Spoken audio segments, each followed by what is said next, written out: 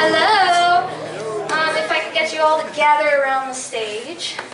Welcome to Halloween Horror Nights 24 Media Preview. Let's just kick it right off the bat because I know you don't want to hear me speak. I'm done yelling with the PR team. But let's just kick it off with our creative director. I'm sure you're all familiar with him of Universal Entertainment, Mike Aiello. Hey! Thank you, Denny. How's everybody doing? How you guys doing? Halloween Horror Nights, here we are again.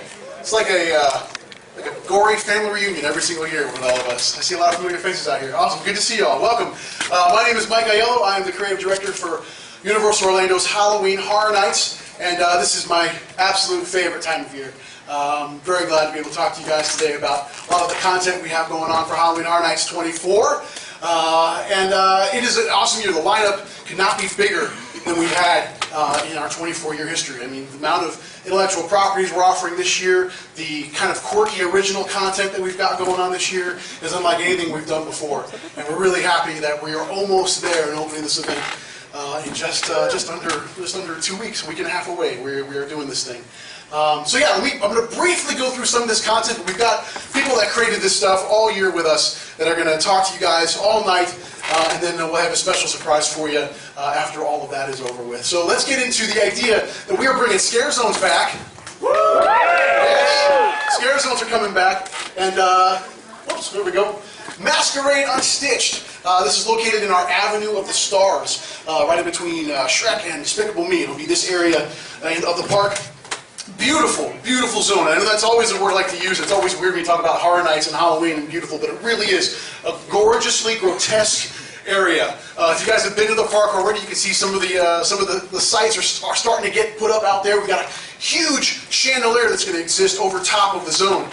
With these candles that lie on either side of the stage right now, these will be out there as well, kind of giving us our entrance to the zone on both sides. It is a grotesque and gory gothic ballroom aesthetic. It is going to be really great as you enter the park. Really great impact for our guests as soon as they walk in. Over in our Central Park area, we've got Bayou of Blood. We've never really tackled Voodoo before, or any type of Louisiana aspect, so we usually reserve that for Mardi Gras. But we're going to bring it to Halloween for this year. Bayou of Blood, a really great zone. In Central Park, in the past we've done pumpkins in overhead that are all synced to lighting and music. We're doing that with these really ornate jars that cover the entire Central Park area. Every hour we're going to do a human sacrifice. Yeah, it's going to happen. We've got a really awesome voodoo queen that our guests are going to see every hour performing a ritual sacrifice. You know, it's the good stuff. We've got Face Off. Is one of our scare zones. It's going to be located in our Hollywood section of the park. We've got a really cool relationship with Face Off and our Sci-Fi Network affiliation. Face Off is really close to our hearts because many contestants that have appeared on Face Off have been members of our makeup team. We've got two gentlemen back here you guys can talk to later, Doc and Eric Garcia, one of two Garcia brothers that have been on the show. And of course Laura Tyler, who won, I believe, season 5 of the series. She is from Horror Nights. She's from Horror Nights Orlando. So we've got a really cool kinship with Face Off. To be able to work with them and create a really great scare zone in our Hollywood section.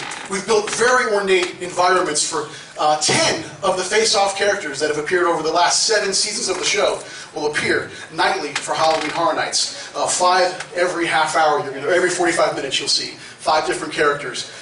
Really great stuff, a mix of prosthetics and really ornate costumes. You've got a couple over here you guys can check out as you guys go through the space.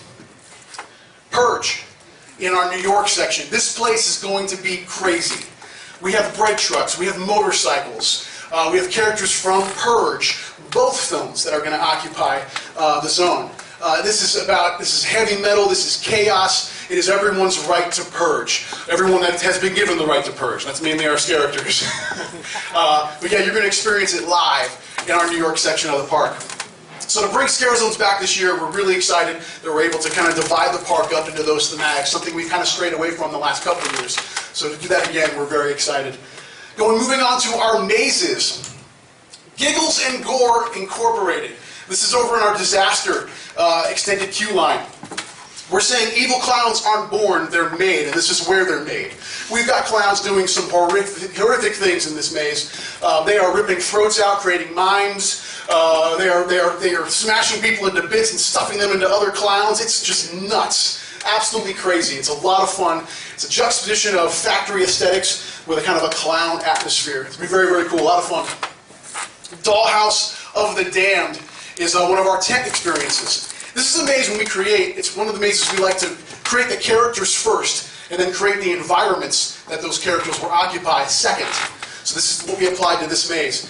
Every type of doll you could think of, we've kind of twisted and changed. And our guests are going to walk through and literally experience all of these various macabre variations of dolls, porcelain dolls, marionettes, knitted dolls, all in these really immersive environments that have been made towards the characters that are in those rooms. It's a very freaky, it's the one maze this year I'm walking through going, I don't know about all this.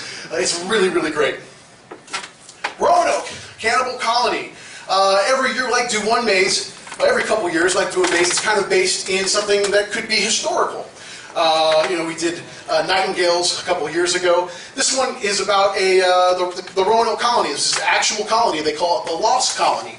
It's a 16th century colony that literally disappeared off the face of the earth. No one knows why. Well, we're going to tell you. They ate each other.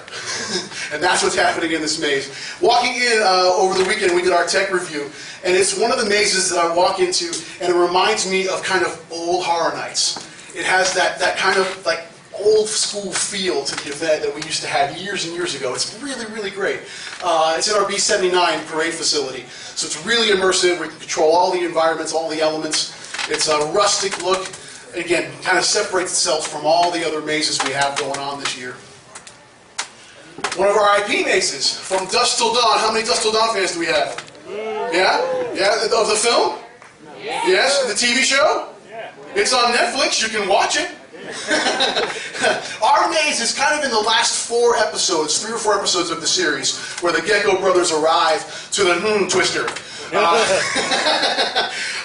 And we're placing our guests right into that bar. It is a rock and roll heaven. It's awesome. It has vampires. You're going to see the Gecko brothers. We've got dancing vampires. You're going to see it all inside from Dusk Till Dawn. Dracula Untold, Reign of Blood. This is a partnership with Universal Pictures. This film comes out October 10th in theaters. They just moved the date a week earlier so that everybody can see our maze and go see the film. It's kind of cool, kind of neat collaboration. This is a story, kind of a retelling or a reimagining of the Vlad the Impaler story, of how Vlad became Dracula. And our maze is telling a lot of the storylines and scenes that you'll see in that film. So you're going to see Vlad become Dracula. You're going to see his interaction with a character called the Master. I don't want to give away too much because the movie hasn't come out yet, but when you see the maze, it's kind of a living preview of this film that comes out October 10th. And really awesome gothic castle environments, a lot of vampires, very different from our vampires from Dusk Till Dawn for obvious reasons. The Walking Dead, end of the line. Walking Dead is back. This is our 3rd year in collaboration with AMC Networks. And for us, creating the event this year and creating this maze, we really want to take a step back and examine how we've done Walking Dead in the past. First maze we did was all about Season 1. Second maze had a Season 2 scenario going on, Season 3 a little bit. This maze is all set into Season 4. And when watching it, we were really excited because the fact that all the survivors kind of broke off and went into different environments, it really was right for us to be able to create a lot of unique looking environments that we really haven't tackled before with Walking Dead. So for us it was, okay, we've got all these environments, let's make them all. So we said, let's make the biggest maze we've ever done for Walking Dead. And honestly, the biggest maze we've ever produced for Halloween Horror Nights, and we've done that. It's located in our Soundstage 25 soundstage facility, and it is the largest maze we've ever created in the history of Halloween Horror Nights. These sets are huge. You're going to begin at the prison. It's kind of a catch-all of what we ended with last year. It follows the exact storyline of Season 4. Survivors go to the prison, infection breaks out, they all have to flee, and you're going into all those environments. The big spot. You're going into the caved-in tunnel. Everything, the end of the line, for us, is Terminus. So we're literally stopping right where Season 4 ends. and Season 5 is going to pick up. So the guests are going to take that journey of Season 4 right here at Halloween Horror Nights 24. Be very cool. We've got a lot of interesting walkers that we're bringing to the table, a lot of prosthetics going on in the maze. We're upping the ante as far as Walking Dead is concerned, it being our 3rd year. So we're really excited and eager for you guys to experience it. Oh, Alien versus Predator. This is the maze, when we were deciding to do this, is a maze we're really excited about presenting, but also scared us to death to try and recreate.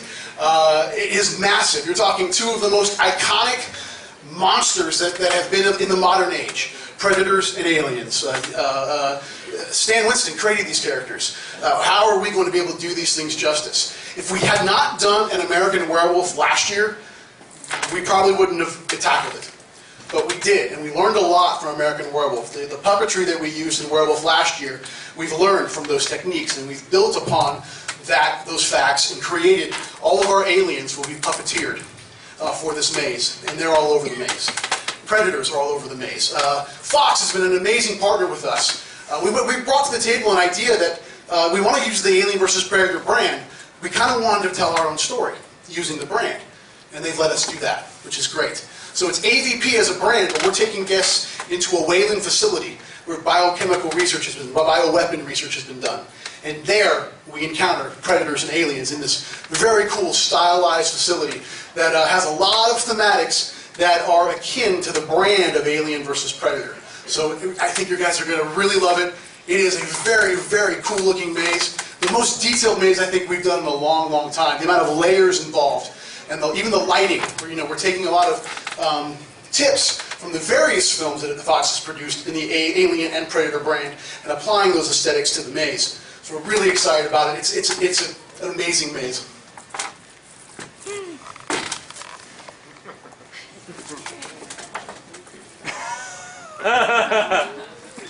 Those shoes were specially made. Christmas present 2 years ago from my wife. I'm a huge Halloween fan. We've been wanting to do this maze for a long, long time, and the cards just weren't hitting the table correctly. And we have it. We have it this year.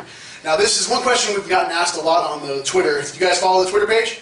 Cool. Yeah, that is me, I promise. I'm actually typing those things. And for us it was, the question I've been getting is it John Carpenter's film? Is it the Rob Zombie remakes? It is John Carpenter's Halloween. That is what we're producing. That's the maze that we've created. From top to bottom.